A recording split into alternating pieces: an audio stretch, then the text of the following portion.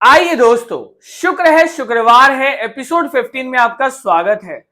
ऐसा आपके साथ जरूर होता होगा कि जब बाजार ऊपर जा रहा होता है तो आपका मन विचलित होता है कि मैं स्टॉक्स को शॉर्ट कर दूं, और वहीं विपरीत में आप देखोगे जब बाजार गिर रहा होता है तो आपका मन होता है कि मैं बाजार में लॉन्ग कर लूं या बाजार में खरीद लूं स्टॉक्स को।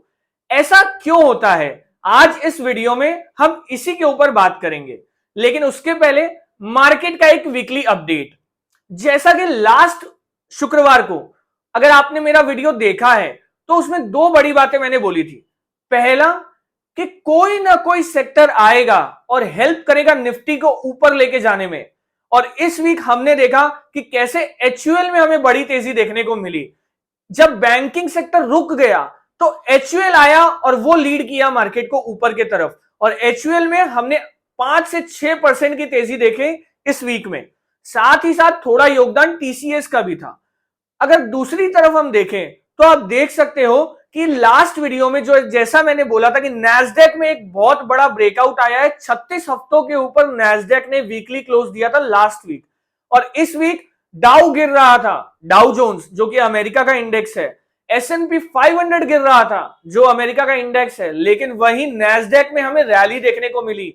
जहां डाउ में 2 से 3% की गिरावट आई है, वहीं नैस्डैक में 2 से 2.5% की बढ़त आई है। देखिए कैसे एक ही मार्केट में दो इंडेक्स उल्टा चल रहे हैं।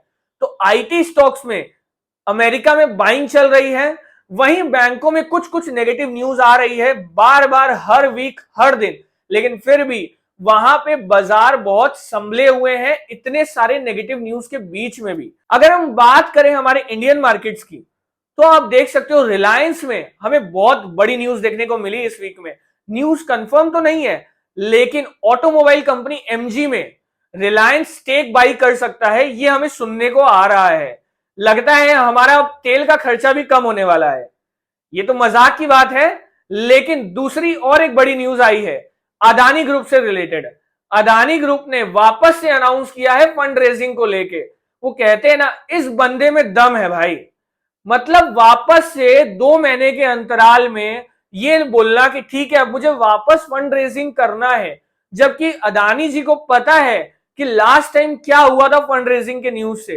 तो ये दिखाता है कि नहीं नहीं नहीं, कंपनी पर प्रमोटर को तो पूरा विश्वास है, गौतम अदानी जी को पूरा विश्वास है कि इस बार मार्केट रिवॉर्ड करेगा उन्हें, और उन्हें क्लीन चिट भी मिल जाएगी आने वाले दिनों में कि उनके ऊपर जो भी इल्जाम लगे हैं, हिंडनबर्ग ने जो भी रिपोर्ट में अपने इल्जाम लगाए हैं अदानी ग्रुप के ऊपर, सबको खारिज करेगा।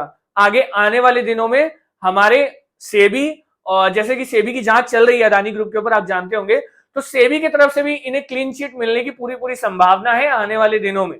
ये कोई कंफर्म न्यूज नहीं है, लेकिन प्राइस एक्शन, हम लोग तो भाव के खिलाड़ी हैं, जैसा भाव बोलेगा वैसा हम रिएक्ट करेंगे। तो भाव तो बोलता है कि नहीं इस बार हो सकता है अदानी जी सक्सेसफुल हो जाए फंड रेजिंग में। तो चलिए इसे यहां रोककर हम अपने मेन टॉपिक के ऊपर कंटिन्यू करते हैं। जैसा कि मैंने बोला कि ऐसा हमारे संग अक्सर होता है कि जब बाजार चढ़ रहा होता है तो हमें शॉर्ट करने का मन होता है, और जब बाजार गिर रहा होता है हमें लॉन्ग करने का मन होता है। इसके दो मेजर कारण हैं। पहला कि एक रिटेल ट्रेडर के पास जो फंड्स है, जो पैसे हैं, जो कैपिटल है, वो बहुत लिमिटेड है।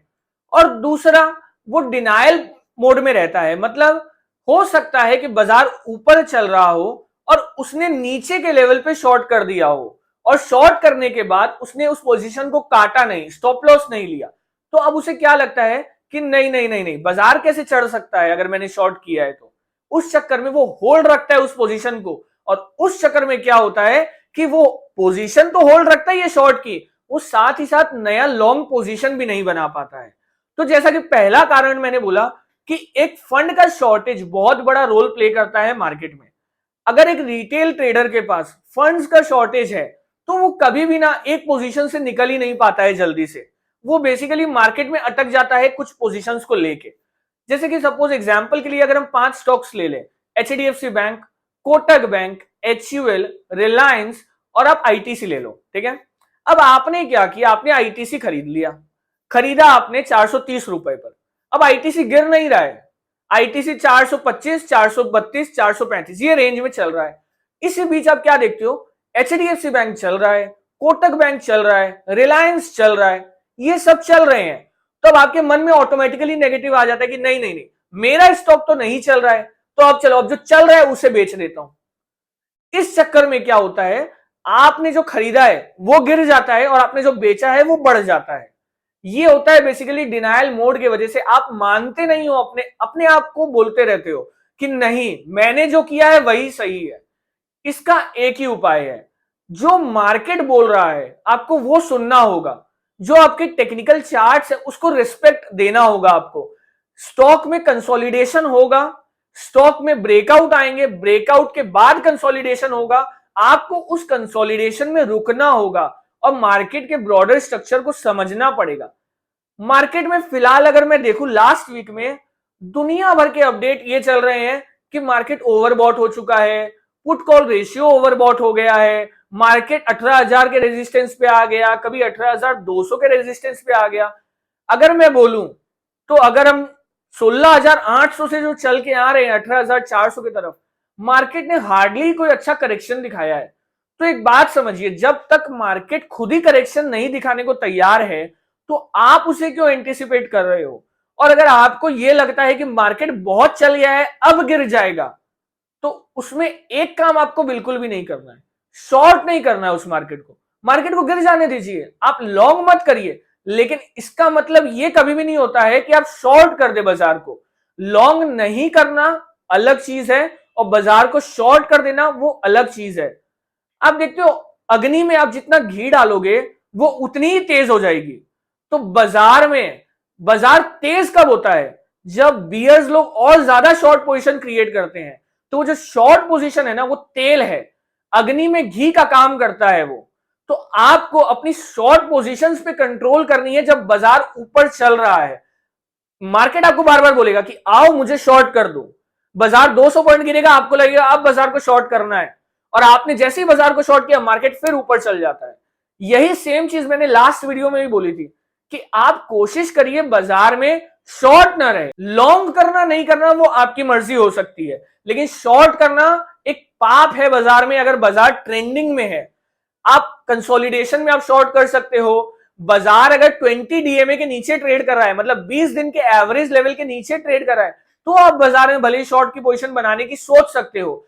लेकिन बाजार अगर 10 to 15 डीएमए के नीचे भी अगर नहीं है, मुश्किल से जा रहा है, तो आप उसमें शॉर्ट पोजीशन न बनाए। आपको अपने टेक्निकल्स को वापस से रिव्यू करना पड़ेगा उस टाइम पर, और अपने बोलते हैं ना ब्रेन माइंड, उसको कंट्रोल करना पड़ेगा कि नहीं, जब बाजार ट्रेंडिंग है तो आपको शॉर्ट नहीं होना है, लॉन्ग है उसको रखिए, अपने स्टॉप लॉसेस को रिस्पेक्ट करिए। और दूसरा, जो हम बोले फंड का जो कमी होता है एक ट्रेडर के पास, वो उसे ज्यादा शॉर्ट करवाती है। इससे क्या होता है, अपने अगल बगल जब लोग पैसे कमा रहे होते हैं, सोशल मीडिया पे आप देखोगे कोई कितने लाख का स्क्रीनशॉट डालता है, कोई करोड़ों का स्क्रीनशॉट डाल रहा है, तो वो देख के आपको और लगता है कि नहीं मैंने तो मिस कर दिया ये रैली, तो चलो अब बाजार को शॉर्ट करते हैं, जब बाजार गिरेगा वापस नीचे तो हम वापस से पैसे डाल के पैसे कमाएंगे। लेकिन बाजार आपको बार बार मौके नहीं देता है। बाजार में आप ये समझिए कि आपके छोटे से कैपिटल के लिए बाजार बड़ा बड़ा मार्केट कैपिटलाइजेशन में गिरावट नहीं लाएगा। तो आपको ही महंगा खरीदना पड़ेगा, आप आज नहीं खरीदोगे कल खरीदोगे। और लास्ट में क्या होता है रिटेल ट्रेडर के संग, जब यूफोरिया आता है, जब निफ्टी 3-4 दिनों में ही 5-7% बढ़ जाता है, तो आपको लगता है कि नहीं नहीं अब मुझे खरीदना है, और तब आप जब खरीदते हो तो वही टॉप बना देता है बाजार। तो आपको बाजार में कब एंट्री लेना है आपको यह समझना बहुत जरूरी है ट्रेडिंग करने से पहले।